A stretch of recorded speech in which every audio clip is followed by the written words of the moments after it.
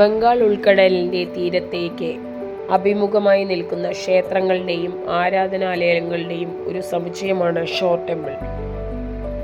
ഏകദേശം 725 AD ഇന്ത്യയിലെ തമിഴ്നാട്ടിലെ ചെന്നൈയിൽ നിന്ന് ഏകദേശം 60 കിലോമീറ്റർ തെക്ക് മഹാബലിപുരത്ത് ആണ് ഇത് സ്ഥിതി ചെയ്യുന്നത്.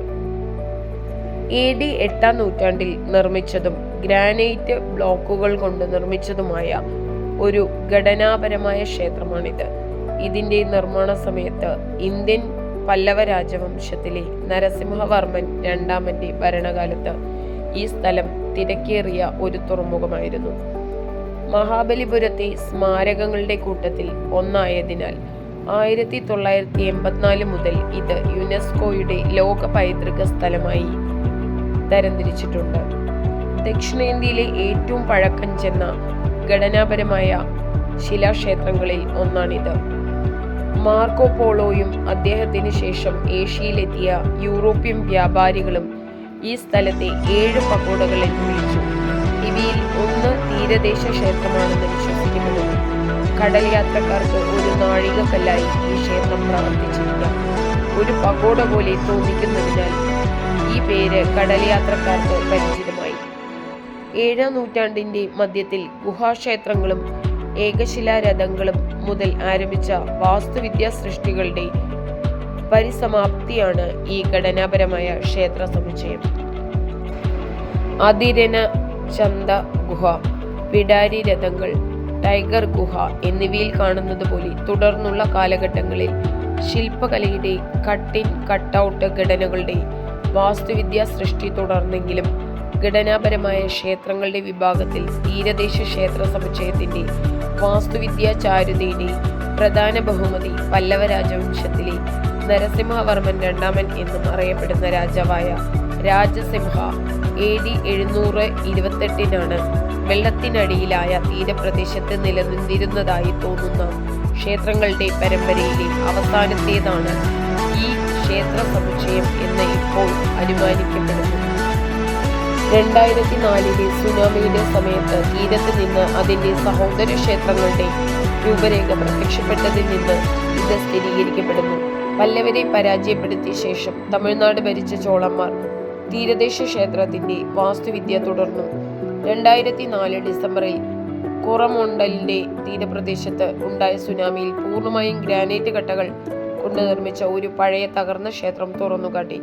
മഹാബലിപുരം തീരക്ഷേത്രം യൂറോപ്യന്മാരുടെ ഡയറി കുറിപ്പുകളിൽ വിവരിച്ചിരിക്കുന്ന 7 പഗോഡകളുടെ ഭാഗമായിരുന്നു എന്ന ഊഹാപോഹത്തിന് ഇത് വീണ്ടും കാരണമായി. അതിൽ 6 ക്ഷേത്രങ്ങൾ കടലിൽ മുങ്ങിയിരിക്കുന്നു. 7-8 നൂറ്റാണ്ടുകളിൽ പല്ലവ കാലഘട്ടത്തിൽ ചുവരുകളും ക്ഷേത്രങ്ങളും അലങ്കരിച്ചിരുന്ന സിംഹങ്ങളുടെയും ആനകളുടെയും മയിലുകളുടെയും ചില പുരാതന ശില്പങ്ങളും സുനാമിയിൽ നിന്ന് പുറത്തു വന്നു. 2004 ഡിസംബർ 26 ഇന്ത്യൻ മഹാസമുദ്രത്തിലുണ്ടായ സുനാമി ക്ഷേത്രത്തിനെയും ചുറ്റുമുള്ള ഉദ്യാനത്തിനെയും ബാധിച്ചെങ്കിലും ജലനിരപ്പ് ഏതാനും മിനിറ്റുകൾക്കുള്ളിൽ സാധാരണ നിലയിലേക്ക് മടങ്ങിയതിനാൽ ഷോർ ടെമ്പിളിന് കാര്യമായ കേടുപാടുകൾ സംഭവിച്ചില്ല. ക്ഷേത്രത്തിന് മുന്നിലുള്ള ബലിപീഠത്തിന്റെ ബോട്ട് ചെട്ടിയിലേക്കുള്ള പടികൾ, ഷോർ ടെമ്പിളിന്റെ അടിത്തറയിലുള്ള വരാഹ ശില്പമുള്ള ചെറിയ ശ്രീകോവിൽ എന്നിവയ്ക്കാണ് കേടുപാടുകൾ സംഭവിച്ചത്. ക്ഷേത്രത്തിന്റെ അടിത്തറ കട്ടിയുള്ള ഗ്രാനൈറ്റ് പാറയായതിനാൽ സുനാമി സൃഷ്ടിച്ച തിരമാലകളെ അതിന് താങ്ങാൻ കഴിയും. തീരപ്രദേശത്ത് ക്ഷേത്രപ്രദേശത്തിന് ചുറ്റും സ്ഥാപിച്ചിരിക്കുന്ന ഗ്രോയിനുകളും അതിൻ്റെ സംരക്ഷണത്തിന് സഹായമായി. ചെറിയ ശിവക്ഷേത്രത്തിന്റെ സ്ലാബിൽ കണ്ടെത്തിയ 2 ലിഖിതങ്ങൾ അനുസരിച്ച് പരാമർശിച്ചിരിക്കുന്ന 3 ക്ഷേത്രങ്ങളുടെയും പേരുകൾ ക്ഷത്രിയ സിംഹ പല്ലവേശ്വര ഗൃഹം, രാജസിംഹ പല്ലവേശ്വര ഗൃഹം, പ്ലീ കൊണ്ടരുളിയ ദേവർ എന്നിവയാണ്. മുഴുവൻ ക്ഷേത്ര സമുച്ചയത്തെയും ജലശയന എന്നാണ് വിളിക്കുന്നത്. ഇവിടെ കുഴിച്ചെടുത്ത ആദ്യത്തെ ക്ഷേത്രം വിഷ്ണു ക്ഷേത്രമാണെന്ന് ഇത് സ്ഥിരീകരിക്കുന്നു. വിഷ്ണു ക്ഷേത്രത്തിന്റെ ലിൻഡലിലെ ലിഖിതത്തിൽ ഇതിനെ നരപതി സിംഹ പല്ലവ വിഷ്ണുഗൃഹം എന്ന് പരാമർശിക്കുന്നു. അവിടെ നരപതി സിംഹം രാജസിംഹന്റെ സ്ഥാനപ്പേരാണ്. ഷോർ ടെമ്പിൾ സമുച്ചയത്തിലെ 3 ക്ഷേത്രങ്ങളും ഒരേ പ്ലാറ്റ്ഫോമിലാണ് നിർമ്മിച്ചിരിക്കുന്നത്. വടക്കേ അറ്റത്ത് നിന്ന് നോക്കുമ്പോൾ ക്ഷേത്രങ്ങൾ ധർമ്മരാജ രഥത്തിന്റെ ഒരു പകർപ്പാണെന്ന് തോന്നുന്നു.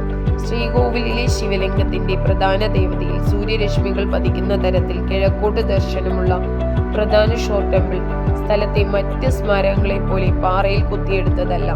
5 നിലകളുള്ള ഒരു ഘടനാപരമായ ഹിന്ദു ക്ഷേത്രമാണ്.